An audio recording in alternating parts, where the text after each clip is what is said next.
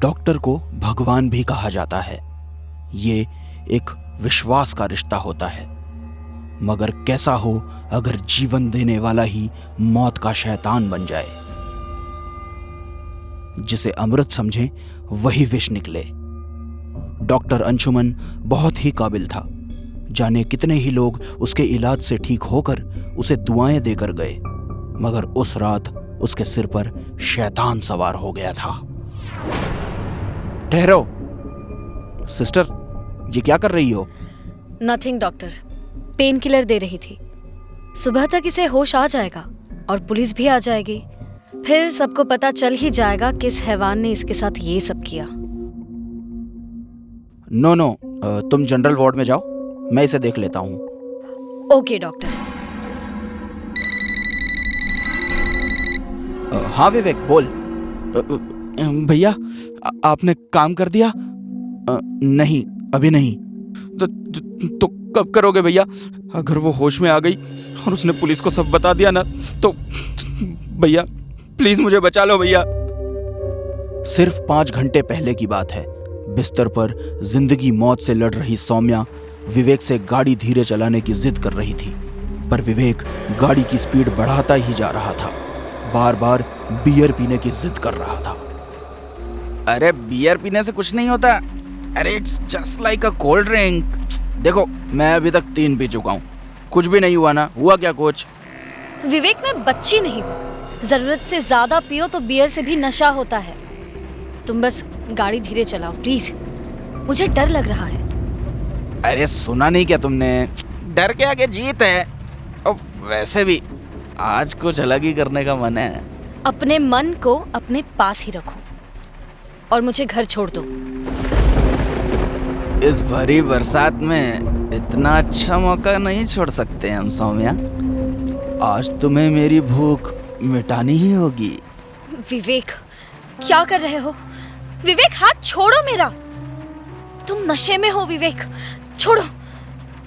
आज मैं तुम्हें घर छोड़ने के लिए साथ नहीं लाया हूँ। आज मैं तुमसे तुम्हारे ऊपर खर्च किए हुए हर एक पैसे को वसूलने के लिए आया हूँ। आज मैं तुझसे अपनी प्यास बुझाऊंगा। विवेक, क्या बकवास है ये? छोड़ो मुझे। जानवरों जैसा बिहेव मत करो। Leave me. छोड़ो मुझे। मैं जानवर हूँ मैं। हाँ हो जानवर। वैसे एक बात कहूँ, तुमसे अच्छे तो कुत्ते होते हैं। तुम्हारे जैसे धोखेबाज दोस्त से कहीं ज्यादा वफादार होते हैं। छोड़ो मुझे। विवेक, मैंने कहा ना मुझे छोड़ो। सौम्या, तू। थप्पड़ लगने से विवेक को झटका लगता है। वो सौम्या का हाथ छोड़ देता है।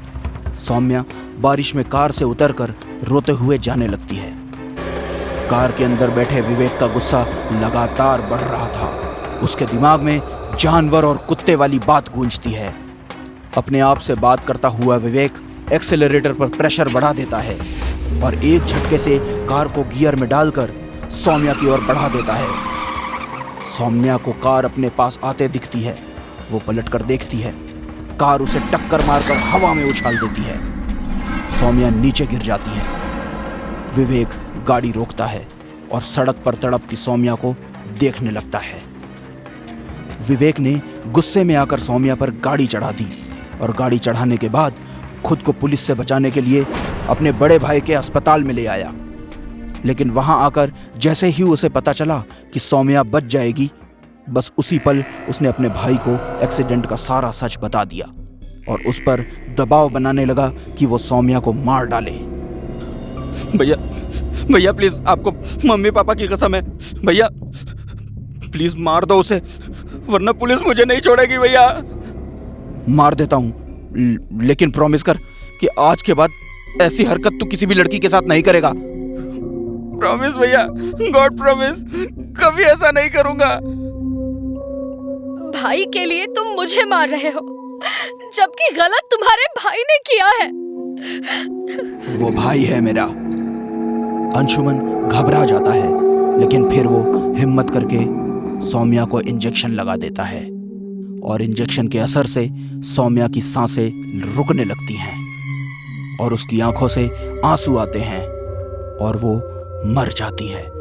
लाइफ सेविंग मशीन का ग्राफ फ्लैट हो जाता है। अंशुमन सौम्या की नब्ज चेक करता है और फोन निकालकर तुरंत विवेक को फोन करता है। हाँ भैया बोलो। मैंने उसे मार दिया है, तुम जल्दी से इधर आ जाओ। थैंक यू भाई, थैंक यू वेरी मच। आप नहीं होते तो इस कमीनी लड़की ने तो मुझे फंसा ही दिया था।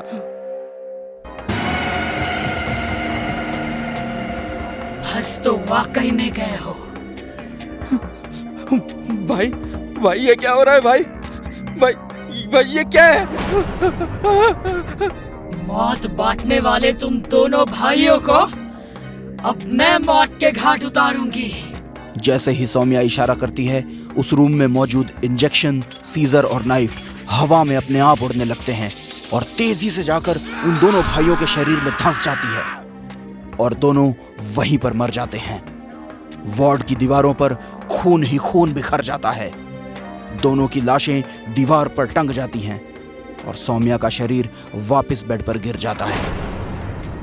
एक भाई ने अपने भाई की प्यार की खातिर उसकी गलती पर पर्दा डालते हुए अपने पेशे से धोखा किया और मासूम को मौत की नींद सुला दिया।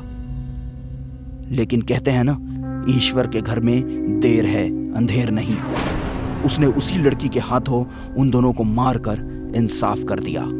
बुराई का अंत हमेशा बुरा ही होता है।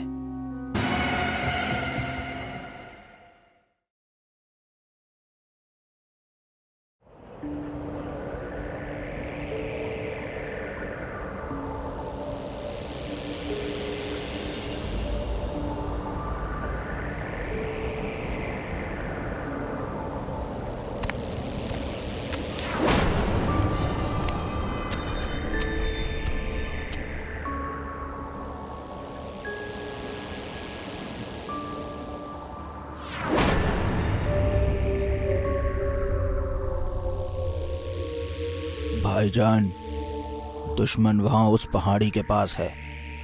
चलिए इन हथियारों का सारा लोहा दुश्मनों के जिस्म में उतार कर उन्हें जहन्नुम की सैर करवा देते हैं।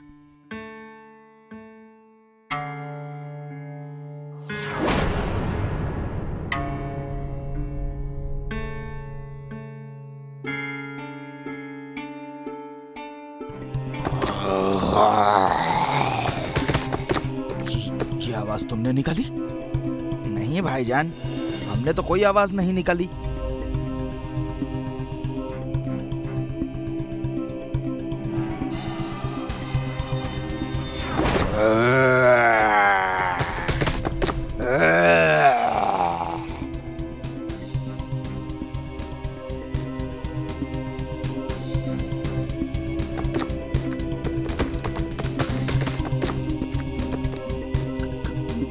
कौन है?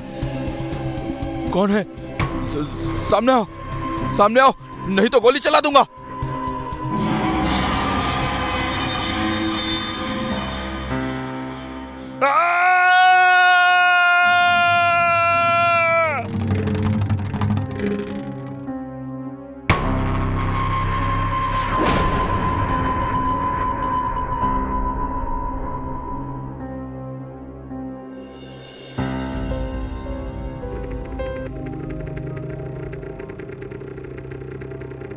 हेलो माँ, प्रणाम। अरे आपकी उम्र बहुत लंबी है माँ, मैं आपको ही याद कर रहा था। जी हाँ, मुझे अगले महीने छुट्टी मिल जाएगी, मैं घर आऊंगा। हाँ माँ, पक्का आऊंगा। रखता हूँ, बेस कैंप जा रहा हूँ माँ, आपको रात में कॉल करता हूँ। प्रणाम।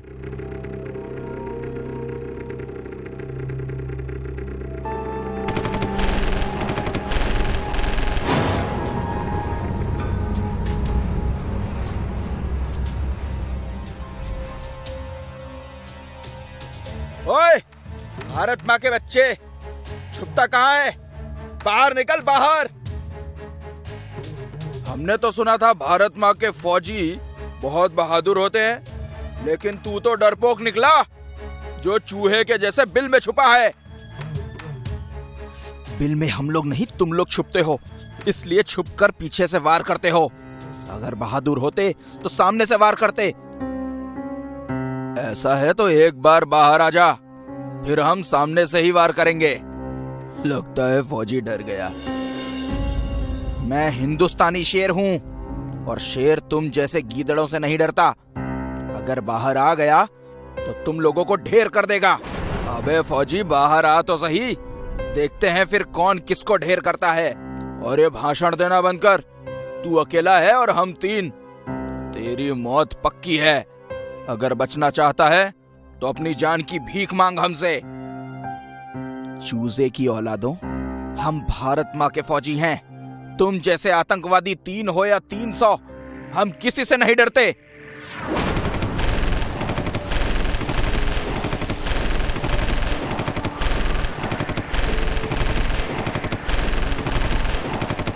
बहुत बरसाली गोलियां। अब इंडियन आर्मी की बारी है।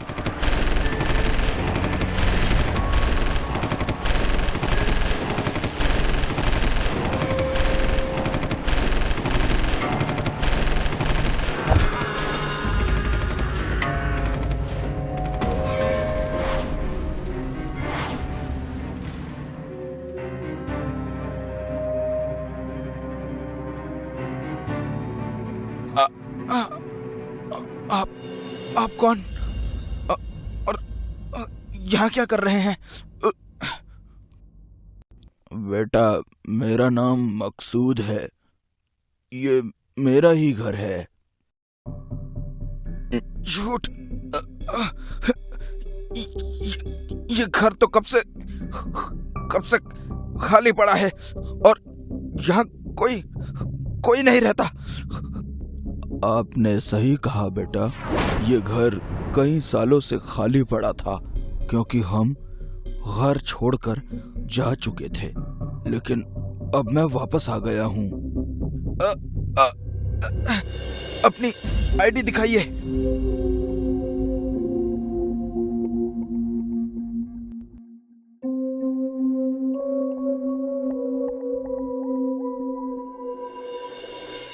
नहीं, आगे मत बढ़ना। बेटा, आपकी हालत बहुत खराब है, आपको इलाज की जरूरत है। मैं ठीक हूँ। गोली लगने से आपका खून बहुत बह रहा है और ऐसे में इलाज नहीं किया गया तो आपकी जान को खतरा हो सकता है बच्चे।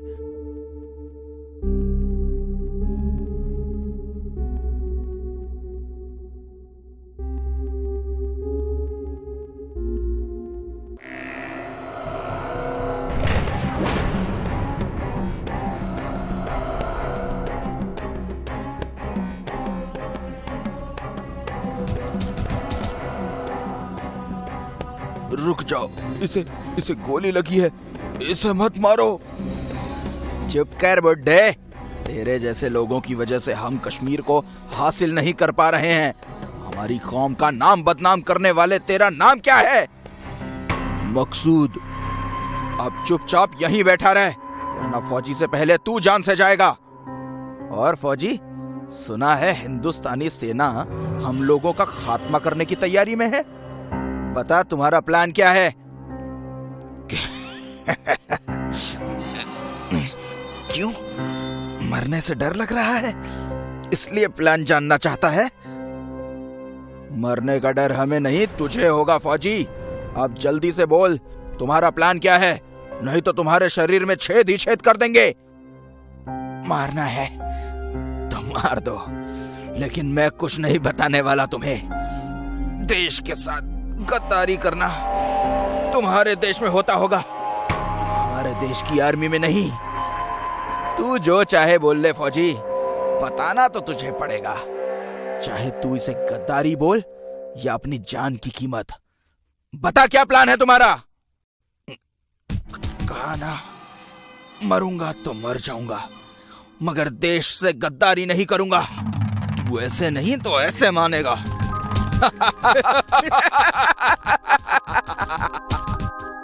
आखिरी बार पूछ रहा हूं, बता दे। अब भी जवाब वही है, मरता हूँ तो मर जाऊंगा, लेकिन देश से गद्दारी नहीं करूंगा। क्यों जिद कर रहे हो बेटा? बता दो इन्हें, नहीं तो ये लोग तुम्हें सच में मार डालेंगे। अगर मरने से डरता बाबा तो देश की रक्षा करने की जिम्मेदारी कभी नहीं उठाता। जब तक जीऊंगा देश के लिए जीऊंगा। वाह बेटा वाह, हमें गर्व है उस माँ पर जिसने तुझ जैसे बेटे को पैदा किया है। अबे ओ कौम के दुश्मन बुड्ढे, बंद कर हिंदुस्तानी फौजी की तारीफ करना, और ये आखिरी चेतावनी है। मेरा बेटा भी बिल्कुल तुम्हारे जैसा ही आर्मी ऑफिसर था, रिजवान शेख। देश के लिए उसने अकेले 10 आतंकवादियों को मारा था, लेकिन एक दिन एक आतंकी ग्रुप ने उसकी हत्या कर दी। मतलब तू हमारे दुश्मन का बाप है?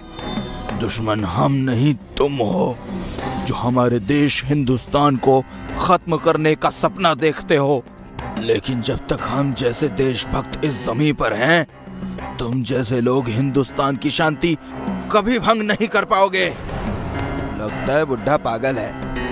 पागल मैं नहीं तुम हो, जो चंद रुपयों की खातिर मासूम बेगुनाह निहत्थे लोगों को मारने के लिए हथियार उठा लेते हो। मजहब के नाम पर लोगों को बहला फुसलाकर उन्हें आतंक के रास्ते पर ढकेलकर इस्लाम को बदनाम करते हो। इंसान से इंसानों की हत्या करवा के खुदा के नेक इरादों की हत्या करते हो। लेकिन अब मैं तुम्हें ऐसा नहीं करने दूंगा। तू रोकेगा हमें? हाँ? तू मरने के लिए तैयार हो जा बुड्ढे। जो पहले से ही मरा हुआ हो उसे तू तो क्या, तेरा बाप भी नहीं मार सकता।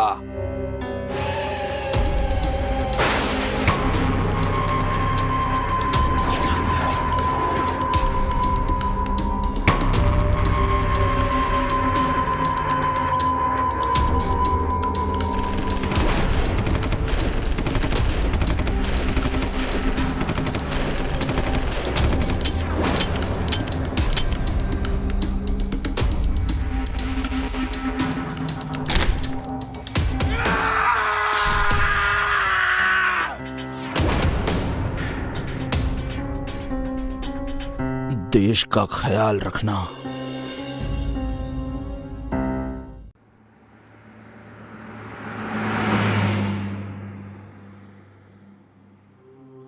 अभिषेक, बताओगे भी तुम मुझे इतनी रात को कहाँ लेकर जा रहे हो?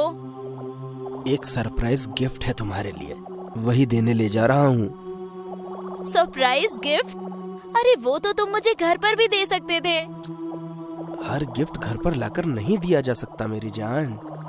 कुछ गिफ्ट स्पेशल होते हैं, उन्हें वहीं दिया जा सकता है जहां उन्हें दिया जाना चाहिए।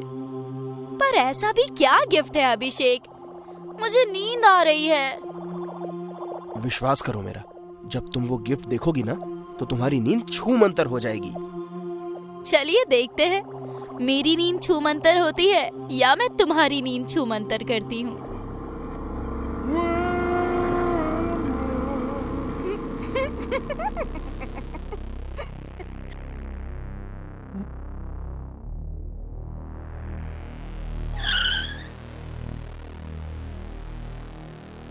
लो बीवी साहिबा, आ गई हमारी मंजिल, उतरिए। वाह, कितना खूबसूरत बंगलो है। पसंद आया? मुझे क्या, ये तो किसी को भी पसंद आएगी। तो इस बंगलो में तुमने सरप्राइज गिफ्ट छुपा रखा है? छुपा कर नहीं रखा, वो सरप्राइज गिफ्ट तो मैं तुम्हें दे चुका हूँ। मतलब? No no no no no no, तुम्हारा मतलब कि ये बंगलो? 100%। ये रही कीज, गेट खोलिए। तुमने सच ही कहा था, मेरी नींद तो वाकई छूमंतर हो गई। वाह! बंगलो की खुशी में मैंने कल 2-3 लोगों को एक छोटी सी गैदरिंग के लिए बुलाया है। बहुत अच्छा किया।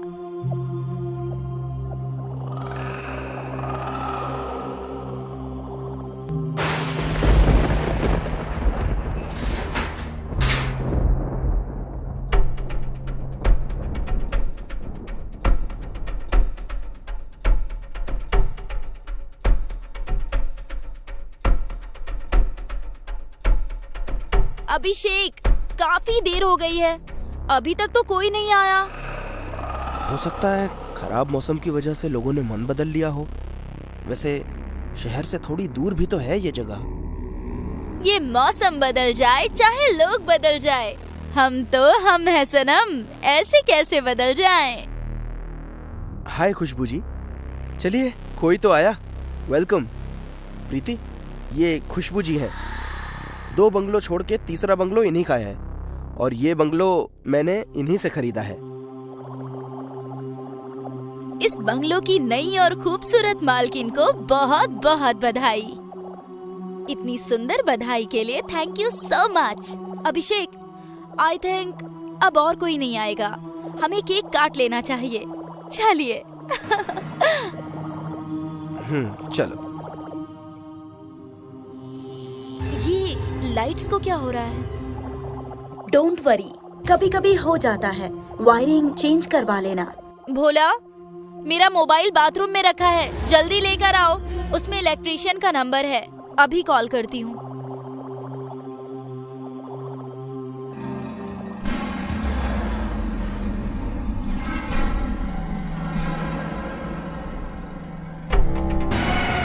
नहीं नहीं, ये नहीं हो सकता।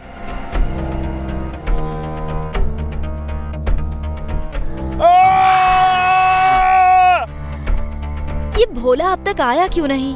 1 मिनट, अभी आई। आज ही मार डालो इसे। पागल हो गई हो क्या? इतनी जल्दी नहीं, थोड़ा वक्त चाहिए मुझे। सब कुछ प्लानिंग से होगा। वक्त कहीं इतना ना हो जाए कि वक्त से पहले मौत आ जाए।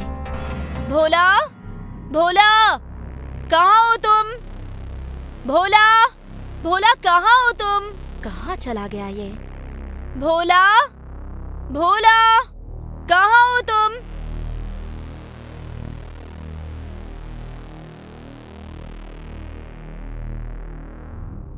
अभिषेक, अभिषेक, वो भोला अंदर कहीं नहीं है। व्हाट? अरे अंदर ही तो गया था, मैं देखता हूँ। रहने दीजिए सर, भाग गया होगा वो। 1 नंबर का चोर है भोला। मैडम के कमरे में अगर उसे कुछ कीमती मिल गया होगा तो वो पक्का लेकर जा चुका है। लेकिन कमरे में तो ऐसी कोई कीमती चीज नहीं थी। Come on Preeti, I think he is right. 50,000 cash मैंने कमरे में ही रखे थे, शायद वही चुरा कर भाग गया होगा। मेरे हिसाब से आज के दिन 50,000 में कोई बुरा आदमी आपसे दूर हो गया तो इस घर का गुड लक है। अब जल्दी से केक शेक खाना वाना खिलाओ भाई, ताकि मैं भी घर जाऊं और आप लोगों को अपना पर्सनल टाइम दूं। आप भी ना बहुत जॉली हैं। लीजिए।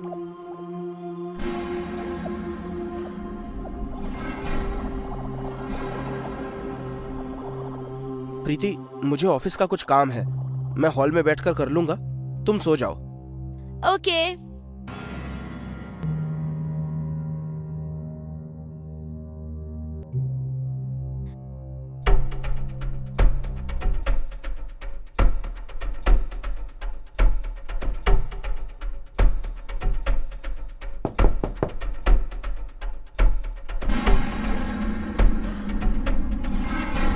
ये सब सच में हुआ था या कोई बुरा सपना था?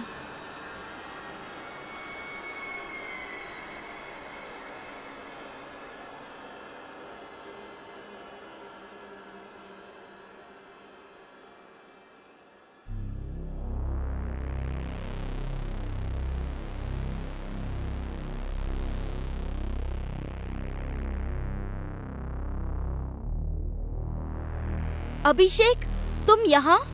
मुझे लगा तुम ऑफिस निकल गए। अरे हाँ, मैं ऑफिस ही जा रहा था, लेकिन खुशबू जी का फोन आ गया कि अपना बैलेंस अर्जेंट चाहिए, तो यहीं आ गया। अब आप दोनों बातें कीजिए, मैं चलता हूँ।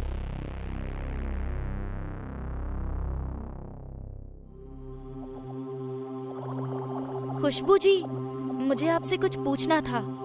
हाँ पूछो। कल रात मुझे ऐसा लगा जैसे कोई नीचे से मेरे बेड को खटखटा रहा हो, लेकिन नीचे देखा तो वहाँ कुछ नहीं था। कहीं उस बंगलो पर किसी बुरी आत्मा का साया तो नहीं, जिसके चलते आपने उसे बेच दिया?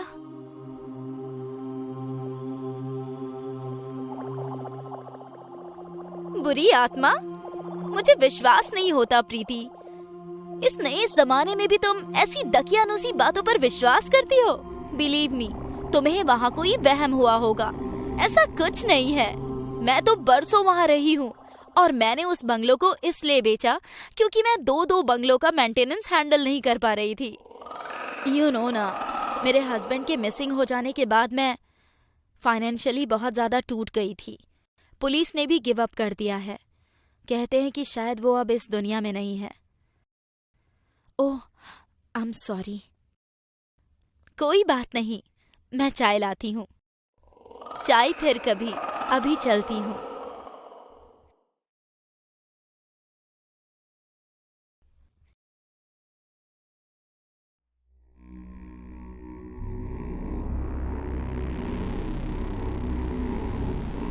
हाँ अभिषेक, कितनी देर में आ रहे हो?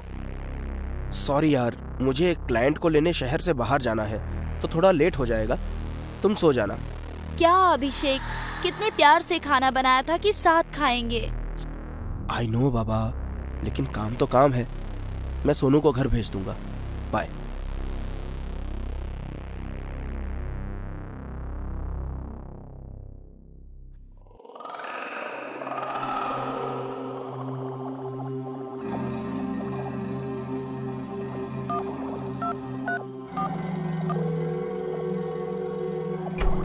क्या हुआ? जी नहीं भरा क्या प्यार करके? जो घर पहुंचते ही फोन कर दिया। बीवी ने देख लिया तो? वो अब कभी नहीं देख पाएगी। मार डाला मैंने उसे। क्या? मगर कब? कैसे? तुम तो वक्त मांग रहे थे, फिर ये सब अचानक? घर आ जाओ।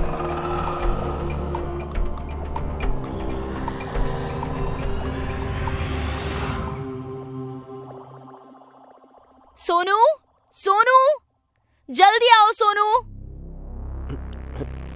ये तो मैडम जी की आवाज है। क्या हुआ मैडम जी? सोनू, बेड के नीचे कोई है।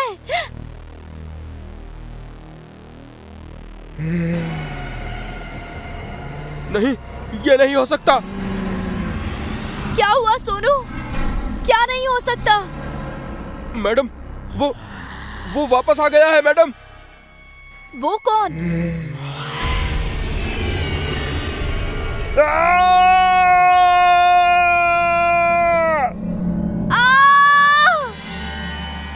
प्रीति, क्या हुआ?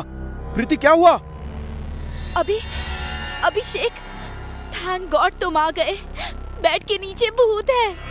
उसने सोनू को नीचे खींच लिया है। मैंने अपनी आंखों से देखा है अभिषेक। रुको रुको, मैं देखता हूँ। नहीं अभिषेक, तुम मत जाओ उधर, वरना वो तुम्हें भी खींच लेगा। प्रीति डरो मत, भूत वूत कुछ नहीं होता है, विश्वास करो मुझ पर।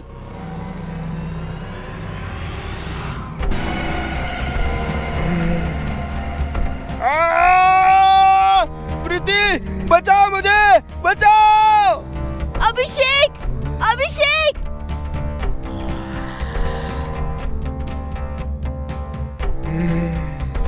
कौन हो तुम? और हम सबको क्यों मार रहे हो? क्या बिगाड़ा है हमने तुम्हारा? घबराओ मत, मैं तुम्हें नहीं मारूंगा प्रीति। मैं उसे ही मारूंगा जिन्होंने मुझे मारा था। हो कौन तुम? मेरा नाम गौरव है। खुशबू मेरी ही बीवी थी। तुम्हारे पति और खुशबू के बीच अफेयर है और मुझे इस बात का पता चल गया तो भोला और सोनू की मदद से इन्होंने मुझे मारकर बेड के नीचे दफन कर दिया। भोला और सोनू से तो मैं बदला ले चुका हूँ और अब इसकी और खुशबू की बारी है। नहीं नहीं प्रीति ये झूठ बोल रहा है, झूठ बोल रहा है। ये ऐसा कुछ भी नहीं है।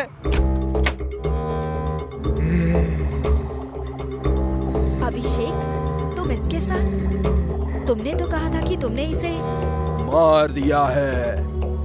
गौरव? फोन अभिषेक ने नहीं, मैंने किया था तुम्हें। वक्त पर आ गई हो, अब तुम दोनों साथ मरोगे। गौरव, मुझे माफ कर दो, मुझे छोड़ दो। मैंने नहीं, अभिषेक ने मारा था। नहीं गौरव, ये झूठ बोल रही है। मैंने नहीं, इसने ही मारा था तुम्हें। मैं जानता हूँ मुझे किसने मारा था। तुम दोनों मरोगे।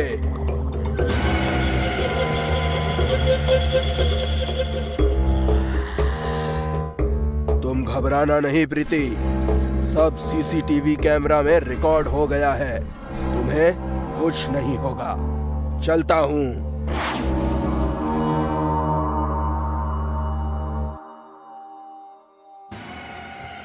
ये कहानी है जमशेदपुर की। जमशेदपुर में एक झुमरी महल था, जिसे लोग भूतिया महल के नाम से भी जानते थे। वहां के लोगों का कहना है कि झुमरी महल में किसी औरत का साया छत पर घूमता है।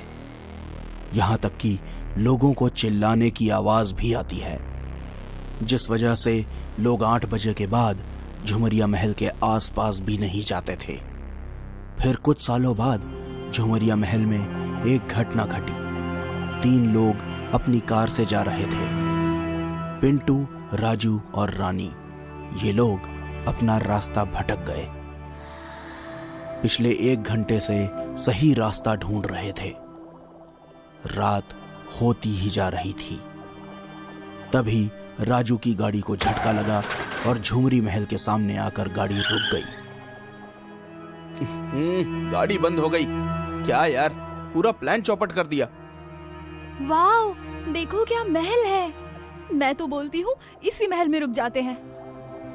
पागल है क्या? कितना डरावना लग रहा है। फट गई क्या? मेरी मेरी मेरी मेरी क्यों फटेगी? अरे चलो, यहाँ रुकना है ना, तो यहीं रुकते हैं। मुझे तो ये महल डरावना नहीं बल्कि रोमांटिक लग रहा है। ऐसे पुराने महल में रोमांस करने का अलग ही मजा है। धत। अगर अब तुम दोनों लव बर्ड्स की बातें खत्म हो गई हो तो अंदर जाकर देखें। तीनों महल की ओर बढ़ते हैं। मेन गेट से अंदर आते ही गेट बंद हो जाता है। ये देखकर पिंटू डर के मारे कांपने लगता है।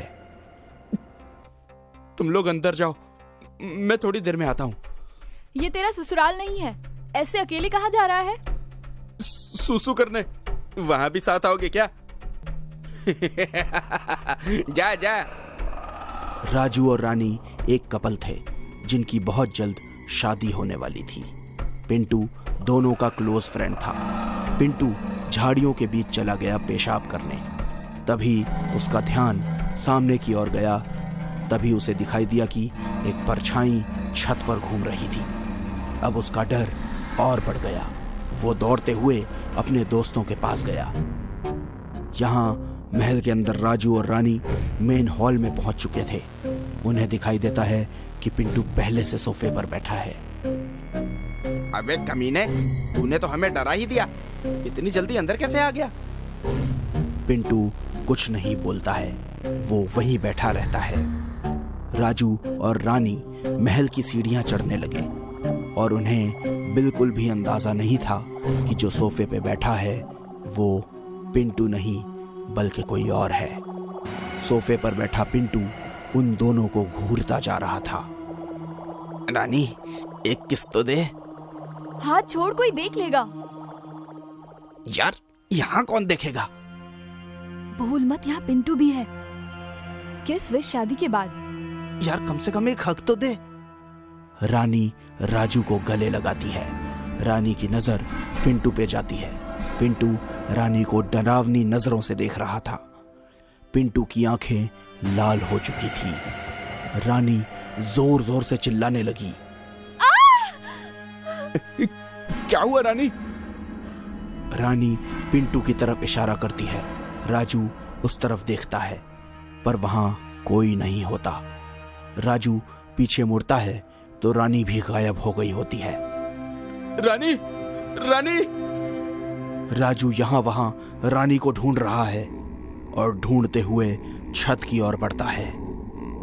छत पर राजू की नजर रानी पर जाती है। वो गिरने ही वाली होती है कि राजू उसे पकड़ लेता है। तू पागल है? अभी छत से नीचे गिर जाती तू। तेरी हिम्मत कैसे हुई रानी का हाथ पकड़ने की? तुम मुझे डरा रही है?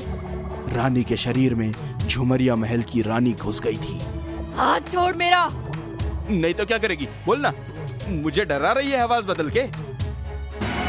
रानी ने राजू का गला पकड़ के हवा में उठा लिया। राजू का दम घुटने लगा। रानी की आंखें लाल थीं, उसके बाल उड़ रहे थे और वो अब किसी भूतनी से कम नहीं लग रही थी। तूने इस महल की रानी का हाथ पकड़ा, इतनी गुस्ताखी। इस गुस्ताखी की सजा तुझे जरूर मिलेगी। तभी छत की दूसरी तरफ से पिंटू ने जोर से चिल्लाया, राजू! पिंटू की चीख से रानी ने राजू का गला छोड़ दिया और वो खुद बेहोश हो जाती है। भाई भाई चल यहाँ से, लगता है रानी किसी काले साये के वश में है। नहीं यार, तू रुक, मैं रानी को देखता हूँ। भाई नहीं, मुझे बहुत डर लग रहा है, जल्दी यहाँ से निकलते हैं। वो मुझे मारने वाली थी, वो तुझे भी मार देगी। वो हमारी रानी नहीं है, वो कोई और है। पिंटू डर डर के रानी के पास गया, रानी को उठाने लगा। पिंटू देखता है कि रानी सांस नहीं ले रही है। राजू देख, रानी सांस नहीं ले रही है। उस काली शक्ति ने रानी को मार दिया। पिंटू और राजू दोनों एक साथ रोने लगे। तभी छत का दरवाजा अपने आप जोर जोर से पटकने लगता है। ये देख के राजू पिंटू के रोंगटे खड़े हो गए और तभी रानी अचानक से जिंदा हो गई। मुझे बचाओ, बचाओ, वो मुझे मार देगी, मार देगी। हमें यहाँ से जल्द निकलना चाहिए। हाँ, जल्दी चलो। तीनों एक साथ हाथ पकड़ के और डरे डरे झुमरिया महल की सीढ़ियां उतर रहे हैं। मुझे बहुत डर लग रहा है, कुछ भी हो जाए पीछे मत देखना। वो लोग जैसे ही नीचे पहुंचे, महल का दरवाजा अपने आप बंद हो जाता है। हम मारे जाएंगे। कुछ नहीं होगा हमें, मुझे पता है नीचे से एक रास्ता बाहर की तरफ जाता है, हम वहां से अपनी कार लेके चले जाएंगे। शांत रहो, शांत रहो। नहीं, वो काला साया हमें मार देगा। अभी भी कुछ नहीं बिगड़ा है, हम बच सकते हैं, हमें कोशिश करनी चाहिए। पिंटू सबको महल के पिछले दरवाजे से बाहर ले जा रहा था। उन्हें पता नहीं था कि उनका पीछा काला साया कर रहा था। तीनों सही सलामत महल के बाहर पहुंच गए। तभी वो काला साया रानी के पैर पकड़ के खींचने लगा। बचाओ, बचाओ, बचाओ। पिंटू और राजू पीछे मुड़े बिना ही रानी को अपने साथ खींचकर कार की ओर ले गए। जैसे तैसे वो लोग झुमरिया महल के गेट के बाहर निकले। तुम लोग कार में बैठो, कार में चलाता हूं। कार स्टार्ट नहीं हो रही थी। झुमरिया महल से हर तरह की आवाजें आ रही थी, हंसने की, रोने की, चिल्लाने की। हर तरफ से इतना शोर होने के चलते राजू के कान से खून निकलने लगा और तभी कार स्टार्ट हो गई। हम बच गए, भगवान का शुक्र है। कार चलती जाती है।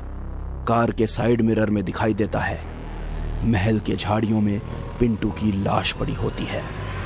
तू तो बोल रहा था तुझे कार ड्राइव करने नहीं आती है। फिर पिंटू ने अपना सर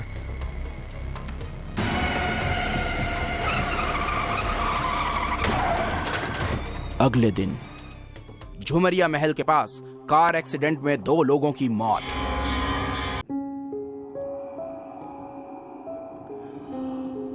ऑफिस से थका हारा रोहन अभी घर लौटा ही था कि अचानक से उसका फोन बजने लगा। उसने फोन उठाया तो फोन उसके कलीग का था। गुस्से में उसने उसका फोन कट कर दिया। तभी उसके फोन पर मैसेज आया, मुझे पता है आज ऑफिस में बॉस ने तेरी क्लास ले ली है।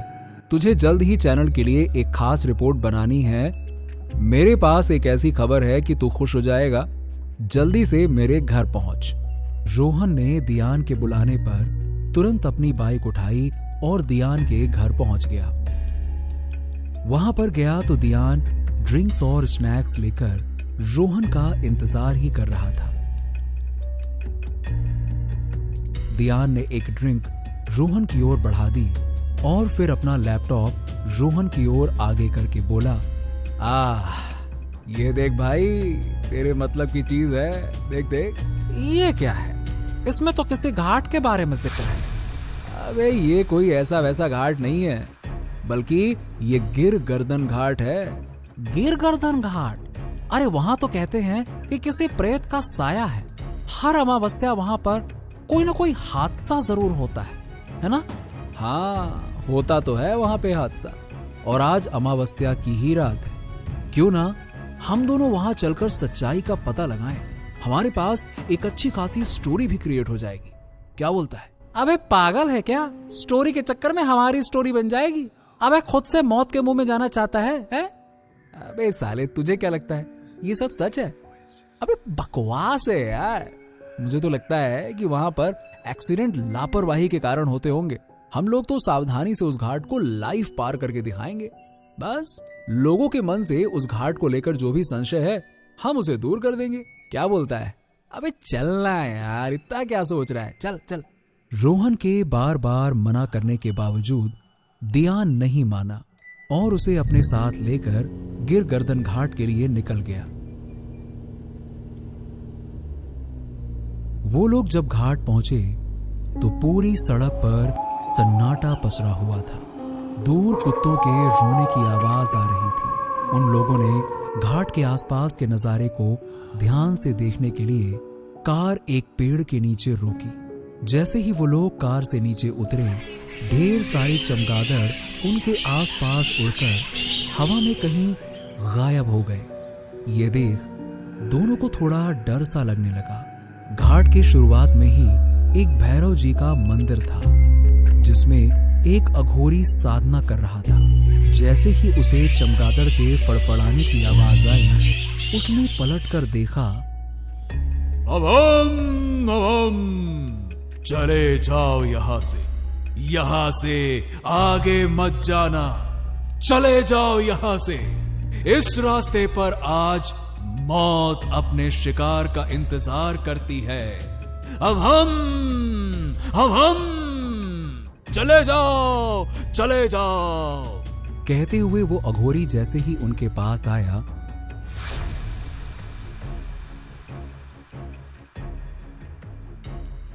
अरे कुछ भी अनाप शनाप बोले जा रहे हैं।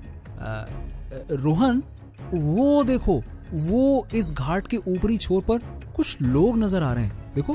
कहते हुए दियान ने रोहन को लाइव जाने का इशारा किया। सलाम, नमस्ते, सत श्री अकाल, हेलो दोस्तों।